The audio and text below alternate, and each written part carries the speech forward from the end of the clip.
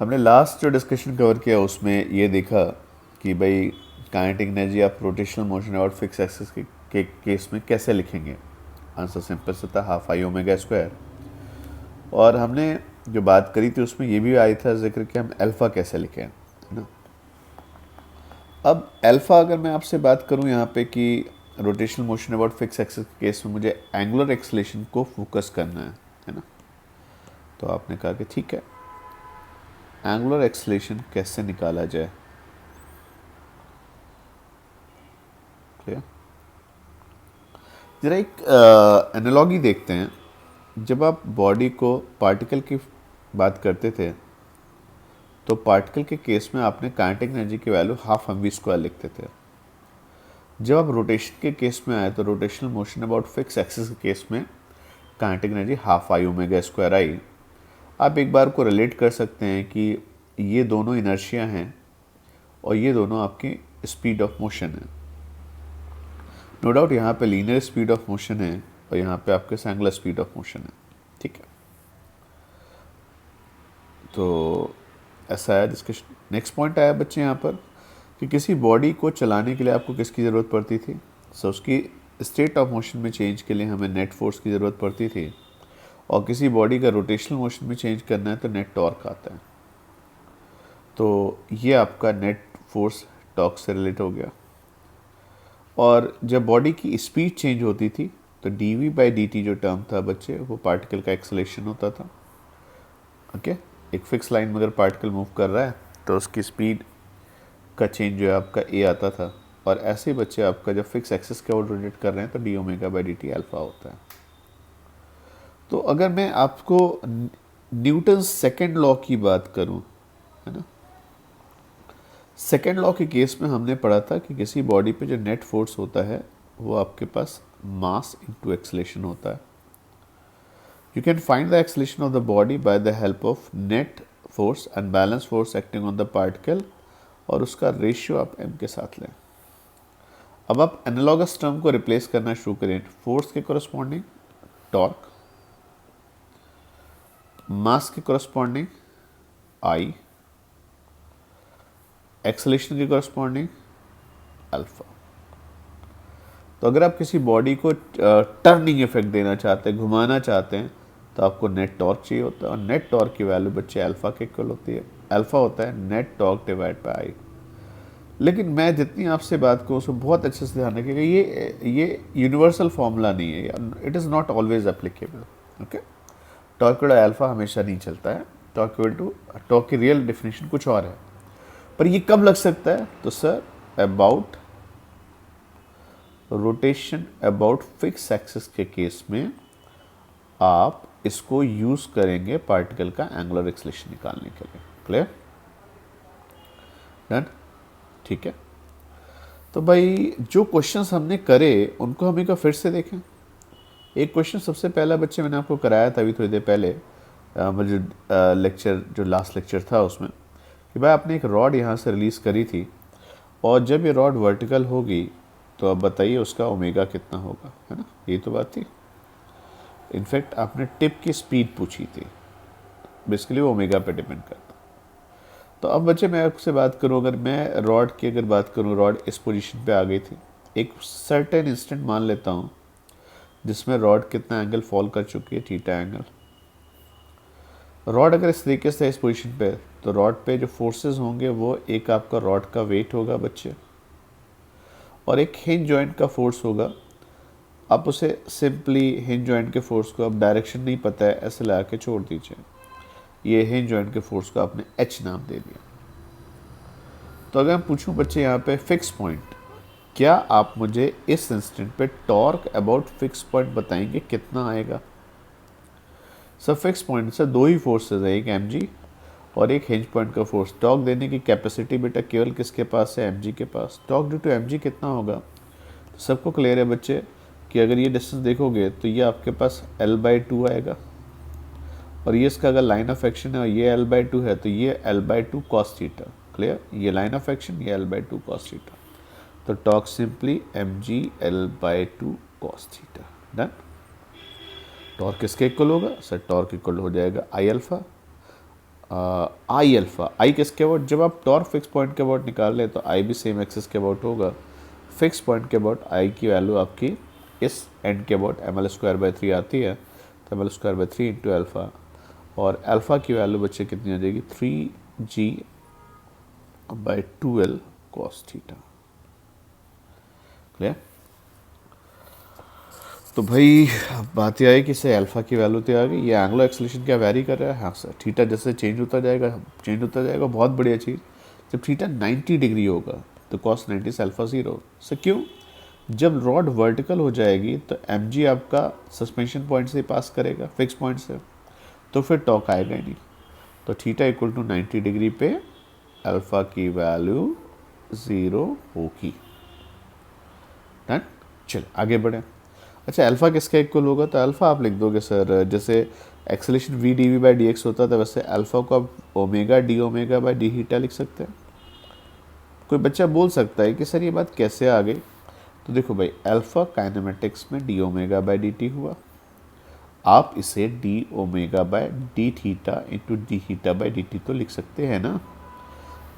ऐसा करने से ये टर्म कितना हो गया ओमेगा, तो omega D omega is equal to alpha D theta, ये डिस्कशन आया।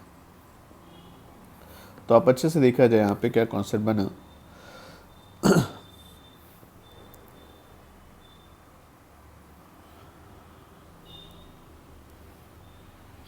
तो omega D omega by D theta equal to 3g by 2l to cos theta, omega D omega equal to 3g by 2l cos theta D theta.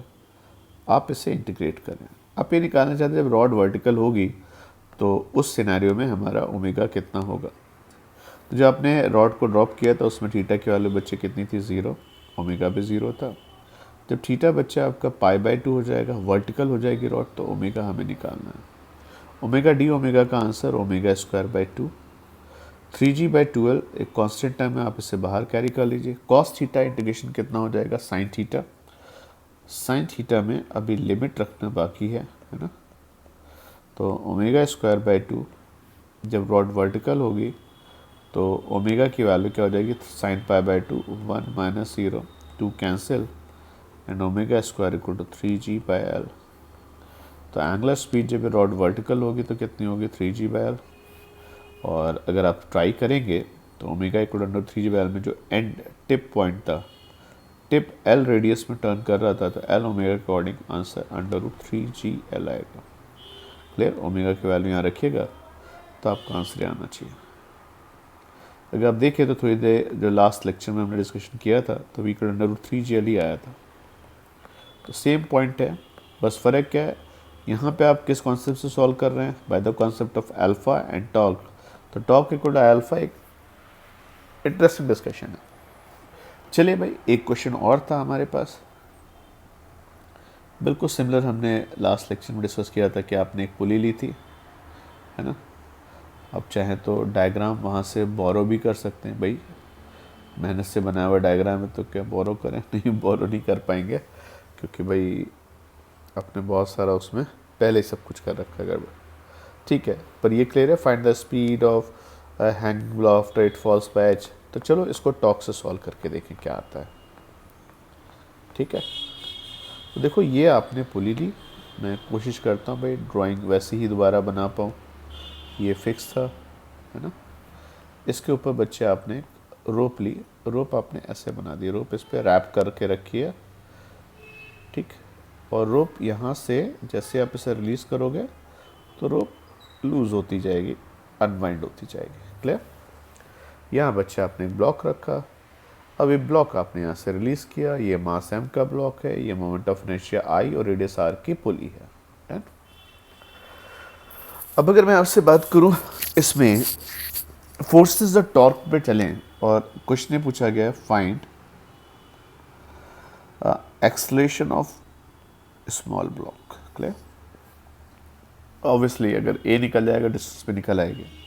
Forces की बात की जाए तो जो आपने लिया है बेटा, इसमें फोर्सेस को मैं एक डिफरेंट कलर से यूज़ कर दिखाता हूँ। ये आपका बॉडी का वेट, ये जो रोप है बच्चे इसका टेंशन, ये डाउनवर्ड चल रहा है। तो इसकी क्वेश्चन अगर आपसे कोई पूछेगा तो आप सिंपली बोल दोगे इसकी इक्वेशन क्या हो जाएगी यहाँ पर, downward force mg minus T is equal to mass into acceleration. ये डाउनवर्ड जा रहा है ए एक्सेलरेशन से। क्लियर? अच्छा, एक बात पक्की, जैसे जैसे नीचे जाएगा इसकी स्पीड बढ़ रही होगी, फील कर सकते हो, है ना? तो ये यहाँ पे नीचे आएगा, ये इसकी इधर स्पीड बढ़ रही होगी, तो ये जो पुली होगी उसको उतने ही फास्ट रोप को रिलीज करना पड़ेगा। तो इस पुली के पास क्या होगा, एंगुलर एक्सेलरेशन। क्लियर? इस पुली की इक्वेशन अगर देखी जाए तो उस पर सर फोर्स कौन सा होगा, सर इस पे दो फोर्स होंगे, एक आपके पास टेंशन का फोर्स, ये टेंजेंशियल है, ये लॉन्ग टेंजेंट आ रहा है, देख रहे हैं, और एक हिंज जॉइंट का फोर्स। अब हिंज जॉइंट का फोर्स बच्चे मुझे नहीं पता किधर है, पर ठीक है, हिंज जॉइंट से ही पास करेगा, उसको एच फोर्स करके छोड़ दिया। क्या आपको लगता है पुली का जो केस है वो रोटेशन अबाउट फिक्स एक्सिस का केस है?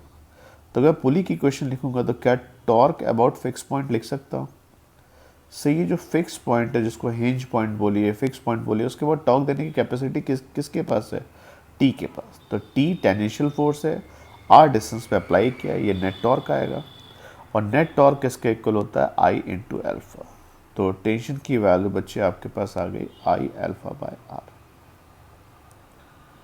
डन? अगर स्मॉल आर दिया था तो बच्चे तो आप स्मॉल आर यूज कर लीजिए, ये लिखिए, ठीक है ना? तो T into small R is equal to I alpha and T equal to I alpha by R. Done? This is your first equation, translatory motion of block. This is second equation, rotational motion of pulley about fix axis. अब आपको क्या नहीं पता है, सब मुझे ए नहीं पता है, अल्फा नहीं पता है और टी नहीं पता है, पर एक चीज़ और है, वो एक बात बोलेंगे ज़रूर, अगर नहीं बोला है तो उन्होंने गलत किया है। Sir string does not slip over pulley, ये ज़रूर बोला जाएगा। क्लियर? स्ट्रिंग स्लिप नहीं करते, इसका मतलब क्या हुआ बच्चे, एक स्ट्रेट अभी थोड़ी देर पहले हमने डिस्कशन में किया भी था कि भाई जब आप इसके ऊपर से रोप ऐसे वाइंड करके लाते हो, ऐसे रखते हो, है ना, तो अभी क्या होगा, जो पुली के पॉइंट्स होंगे उनकी स्पीड सर वो आर ओमेगा, और जो रोप का पॉइंट होगा उसकी स्पीड वी। जो पुली का पॉइंट उसकी स्पीड आर ओमेगा, और जो रोप का पॉइंट उसकी स्पीड वी। अब वो स्लिप नहीं करता है, यहाँ कहीं स्लिपिंग नहीं, तो दो पॉइंट जो टच में होंगे उनकी स्पीड क्या होनी चाहिए बच्चे, सेम होनी चाहिए। तो v equal to R omega. ये सर्कुलर मोशन से नहीं आया है, ये नो स्लिपिंग की कंडीशन से आया है। क्लियर? दिखने में बिल्कुल जुड़वा है, वैसा वो था वैसे है। अब क्या होगा, धीरे धीरे जब ब्लॉक नीचे आ रहा होगा तो उसकी स्पीड बढ़ रही होगी। सर क्या उसकी स्पीड v से बढ़ा के v प्लस डेल्टा वी और ओमेगा, ऑफ कोर्स पुली की एंगुलर स्पीड भी बढ़ेगी। इसको अगर मैं ठीक से लिखूँ तो v plus delta V equal to R omega plus R delta omega लिखा, और देखा कि v equal to R omega तो है ही है, तो delta V equal to R delta omega, और अगर मैं इसको बच्चे टाइम से डिवाइड करूं तो आपको एक बढ़िया सी चीज़ दिखेगी, delta V by delta T block के लिए था, ब्लॉक का acceleration, delta omega by delta T pulley के लिए था उसका एंगुलर एक्सेलरेशन। तो ए इज इक्वल टू क्या हुआ, आर एल्फा। फिर से बोल रहा हूँ, ये सर्कुलर मोशन से नहीं आया, ये नो स्लिपिंग से आया है। तो इक्वेशन बेटा देखी जाए तो t equal to I alpha by R हमारे पास फर्स्ट इक्वेशन में आया था, है ना। सेकेंड इक्वेशन में अल्फा की वैल्यू आप क्या लिख सकते हो, ए बाय आर, तो I A by R square आ गया। एम जी माइनस टी बच्चे एम इंटू ए था, अगर आप इनको ऐड करेंगे तो टी टी कैंसिल होगा, और ए की वैल्यू सिंपली जो एक्सेलरेशन ऑफ ब्लॉक होगा वो M G divide by M plus I by R square आएगा। क्लियर? क्या एक्सेलरेशन कांस्टेंट होगा, ऑफ कोर्स ये कांस्टेंट है। तो क्वेश्चन जो मैंने फर्स्ट लिखा था उसमें ये शायद पूछा गया था कि जब एच डिस्टेंस फॉल कर जाएगा तो बताइए स्पीड क्या होगी। तो रेस्ट से रिलीज किया है, एच डिस्टेंस फॉल करेगा तो उसकी speed V square equal to U square plus 2as और 2mg h divide by M plus I by R square. क्या हमारा ये आंसर बच्चे पहले भी आया था जब हमसे पूछा गया था कि भाई आप ब्लॉक के लिए बताइए कि जब वो एच डिस्टेंस फॉल करेगा तो ब्लॉक की स्पीड क्या होगी। तो हमने कहा ठीक है, मैं इसको यहाँ से पिक करूँ, कॉपी करता हूँ और अपने लास्ट लेक्चर के सेकंड क्वेश्चन में लेके चलता हूँ। मेरे पास वी का आंसर बच्चे ये आया था मैंने पेस्ट किया और कंपेयर किया दोनों आंसर, सर बस इतना फ़र्क है कि ऊपर 2gh आएगा, m से डिवाइड करोगे तो 1+i/mr² हो जाएगा। Both discussion same.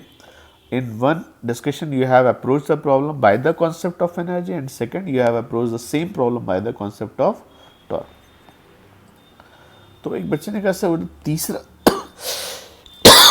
सवाल था, थर्ड क्वेश्चन जो था जिसमें आपने ब्लॉक लिया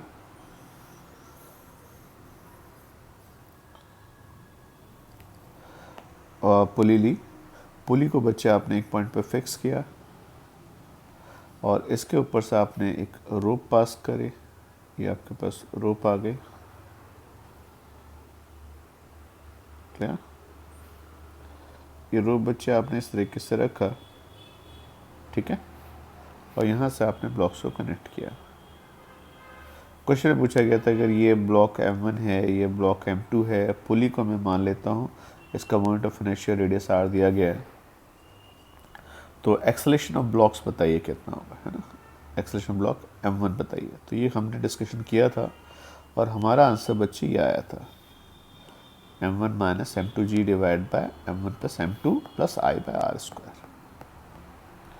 क्लियर, ये मैंने पेस्ट किया यहाँ पे। अब देखिए भाई ये आंसर तो हमारे पिछले डिस्कशन में आया था। अब यहाँ पे हमें फोर्स से अप्रोच कर, तो ये जो हैंगिंग ब्लॉक था मैं फिर से लिख देता हूँ, we have to look for acceleration of block. चले देखिए, अब मैं फोर्सेस को थोड़ा सा यहाँ पे डिफरेंट कलर से शो कर देता हूँ। इस पर एक डाउनवर्ड पुल होगा बच्चे M1g, ये रोप है बच्चे, यहाँ पे टेंशन T लिखा आपने, ये ब्लॉक है, इस पे फोर्स M2g, ये आपका टेंशन T आ गया, इस साइड बच्चे आपने T लिखा और इस साइड भी आपके पास T आ गया। क्लियर, तो अगर मैं इस ब्लॉक की जो राइट में ब्लॉक है इसकी इक्वेशन लिखूं, let's say it is moving downward with A, it is moving upward with A, तो ब्लॉक्स की इक्वेशन तो लिखना हमारे लिए बहुत पुरानी सिंपल सी बात हो गई, M1g - T = M1a, ये फर्स्ट इक्वेशन। सेकेंड इक्वेशन जो ब्लॉक ऊपर जा रहा है उसकी इक्वेशन क्या होगी, T - M2g = M2a, this is second equation. Clear, अब पुली के लिए अगर देखा जाए तो पुली के लिए बच्चे देखो, तो अगर आप मुझे बताओ ये नीचे चलते समय इसकी स्पीड बढ़ती जा रही होगी तो उसको एक फास्ट रेट से अपने रोप इधर से छोड़नी पड़ेगी और इधर से वाइंड करनी पड़ेगी, तो इधर से ये रोप वाइंड कर रहा होगा और इधर से रिलीज कर रहा होगा, तो इसकी स्पीड नो डाउट उससे रिलेट होगी। और हमने आज पढ़ा भी इससे लास्ट वाले क्वेश्चन में कि एक्सेलरेशन किसके इक्वल होगा, r∝। क्लियर, अब इसके पास अल्फा है, ये बात पक्की है, ये बॉडी के पास भाई मानो ना मानो अल्फा तो है, अल्फा है, तो जैसे एक्सेलरेशन के लिए फोर्स चाहिए होता है वैसे अल्फा के लिए टॉर्क चाहिए। और आपने जो डायग्राम बनाया है उसमें T और हिंज जॉइंट, इसको देख के तो ऐसा लगता है नेट टॉर्क तो आ ही नहीं सकता, तो कुछ गड़बड़ है क्या। तो अब बच्चे हमेशा ध्यान रखना, ये जो हमें सिखाया गया कि एक रोप में थ्रू आउट द रोप आपका टेंशन सेम रहता है, उसमें गड़बड़ है। आप पुली के डायग्राम को एक बार फिर से बनाइए और आप रियलाइज़ करेंगे मिस्टेक कहाँ पर है। जब आप बच्चे इसके ऊपर से रोप को पास कर रहे हैं, ये आपका स्ट्रेट पार्ट इधर आ गया, ये आपका स्ट्रेट पार्ट इधर आया, एक स्ट्रेट पार्ट इधर, और ये कर्व पार्ट जो आपने रोप के ऊपर से पास करके निकाला। अब मुझे ऑनेस्टली बताओ, अगर तुम दोनों साइड से टेंशन सेम रखोगे और हिंज जॉइंट की तो बेटा हिम्मत है नहीं घुमा पाने की, दोनों साइड से टेंशन सेम होगा तो क्या ये घूम सकता है, नहीं। आप कभी ट्राई करना, किसी चीज़ को टर्न करने की कोशिश करोगे by the help of rope, तो एक साइड से रोप को टाइट और एक साइड से आपको रोप को लूज करना ही पड़ेगा। तो एक साइड की टेंशन बच्चे आपने जो राइट साइड वाला उसकी टेंशन T1 मानी और T2 मानी, मान लेते हैं ये रोप डिवाइड हो गई दो पार्ट में, राइट पार्ट की टेंशन कितनी हो गई बच्चे आपकी, चेंज हो गई। आपने बोल दिया सर इसको मैं T1 लिख देता हूँ, इसको T2 लिख देता हूँ, और देखने में पता लग रहा है T1 > T2 है, तो M1g - T1 = M1a and T2 - M2g = M2a। Done. अब एक बार फिर से देखिए भाई क्यों ऐसा हुआ, क्योंकि ये मुझे एंगुलर एक्सेलरेशन चाहिए फिक्स पॉइंट के अबाउट, फिक्स पॉइंट के अबाउट। टॉर्क कितना आएगा, जो T1 है उसकी परपेंडिकुलर डिस्टेंस R है, तो T2 उसके परपेंडिकुलर डिस्टेंस R है, तो T1R एक टॉर्क होगा और T2R, ये दोनों अपोजिट होंगे। ये क्या प्रोवाइड करेंगे, पुली को angular acceleration. Net torque force equal to m8, तो net torque equal to I alpha. तो आपको अभी बहुत बढ़िया से क्लियर हो जाएगा T1 माइनस T2 किसके इक्वल हो गया, I अल्फा बाय R। सो ये एक इक्वेशन और है जो पुलिस से आई। तो ये जो 4 इक्वेशन हमें दिख रही हैं, इन 4 इक्वेशंस को ही बेटा हमें सेट करना है। तो देखा जाए पहली इक्वेशन जो मैंने राइट वाले ब्लॉक के लिए लिखी थी वो m1g minus T1 equal to m1a था। सेकेंड ब्लॉक की इक्वेशन राइट लेफ्ट में लिखी T2 minus m2g equal to m2a, और T1 minus T2 is equal to I alpha by R। Clear. और एक चीज़ और बच्चे इसको यूज़ कर लिए, अल्फा की वैल्यू क्या है, a बाय R, तो ये वैल्यू बच्चे आपके a by R square. Clear, done. ये डिस्कशन हमें यहाँ मिलता है बच्चे। अभी मन में एक बात है कि ये पहले क्यों नहीं किया सर, पहले पुली अगर देखें, मैं अगला डिस्कशन जो है एक ऐसे ग्रीन कलर की बाउंड्री में लिख देता हूँ, ये आपको अलग से समझना है, इसकी अभी इस क्वेश्चन में ज़रूरत नहीं है। पर सोचो अगर पुली लाइट होती तो, लाइट पुली होती तो बताओ क्या होता। लाइट पुली होती तो सर उसका आई नेग्जिबल होता, आई को 0 मान सकते थे बच्चे। जैसे आई की वैल्यू 0 रखोगे T1 इक्वल टू T2 नहीं हो जाएगा। क्लियर। तो जो हमारा एनएलएम वाला चैप्टर था उसमें सब जगह आपने आइडल पुली लाइट मानी थी, इसलिए आपके दोनों साइड के टेंशंस क्या होते थे, सेम होते थे। क्लियर। अब ऐसा नहीं, क्योंकि पुली हैवी टर्न कर रही है, पुली की आपने प्रीवियस लेक्चर में देखा था, इस पुली की बस काइनेटिक एनर्जी काउंट करी थी आपने। तो भाई अगर मैं इनको ऐड करूं तो T1 कैंसिल, T2 कैंसिल, तो मुझे एक्सेलरेशन का आंसर सिंपल सा मिल गया m1 minus m2g divide by m1 plus m2 plus I by R square. Clear. क्या यही आंसर बिटा रहा था यहाँ से, देखिएगा अगर मैं कट पेस्ट करूँ यहाँ पर, देखिए सेम था ना डिस्कशन। ये आपने बच्चे एनर्जी से सॉल्व किया, ये टॉर्क से आया आंसर, और ये एनर्जी से। तो मैंने जो क्वेश्चंस का पर्सपेक्टिव आपको दिया है डिस्कशन में कि भाई आप टॉर्क से भी सॉल्व कर सकते हैं और एनर्जी से भी, मैं प्रेफर करता हूं कि भाई आप एनर्जी से सॉल्व करेंगे, उससे वेरिएबल्स थोड़े से कम हो जाते हैं। जैसे यहाँ वेरिएबल T1 भी आ गया, T2 भी आ गया, पर एनर्जी में ऐसा नहीं था, है ना। Clear discussion. तो ये हमने जो 2 लेक्चर्स हमने क्वांटिटी में रखे उसमें रोटेशन और फिक्स एक्सिस का डिस्कशन लिया है। रोटेशन और फिक्स एक्सिस में काइनेटिक एनर्जी को आप हाफ आई ओमेगा स्क्वायर और टॉर्क को आप हाई अल्फा लिख के सॉल्व करेंगे। तो now you are ready to solve value of omega and alpha by the concept of conservation of energy और by the concept of torque. Okay done. तो इसमें इतना ही रखते हैं, नेक्स्ट डिस्कशन में हम कुछ इसके अच्छे और क्वेश्चंस पिक करेंगे और फिर हम लोग अपने डिस्कशंस को, एक हमारे पास जो एक बढ़िया सा पॉइंट बचा हुआ है डिस्कस करने के लिए कि भाई रोटेशन हो पर मूविंग एक्सिस के अबाउट हो, तो हम क्वेश्चंस को कैसे अप्रोच करें। ओके, तो इसमें इतना ही, बाकी हम नेक्स्ट क्लास में देखते हैं।